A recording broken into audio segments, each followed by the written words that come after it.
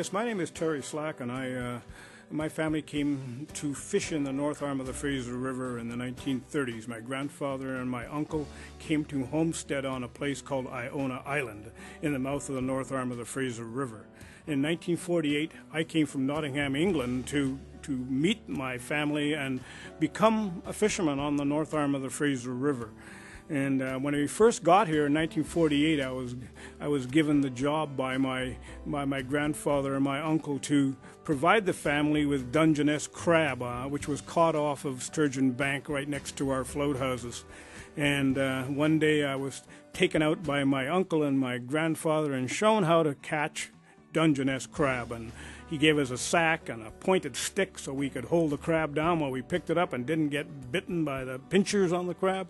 And it was kind of new to us because we come from the middle of England. We hadn't seen the seashore at all, and probably visiting once every 5 years to a seashore in England. But we went out to the tidal pools and fished and took the instruction from my grandfather and my uncle. Then it was our turn to do it, my sister and myself, to do this thing catch Dungeness crab by ourselves. And we went out one day, and it was a very low tide, and we had to walk a long way out off of the island, way out onto the last tidal pools on Sturgeon Bank. And as fishing in the pools, we noticed there was a large fish with a dorsal fin sticking out of the water, and it was very scary. We all thought it was a shark. We'd seen pictures of sharks before, but never of a sturgeon. So we dropped all our crab fishing gear and ran home to the float houses, which took us about half an hour, running all the way back up the beach to the float house. And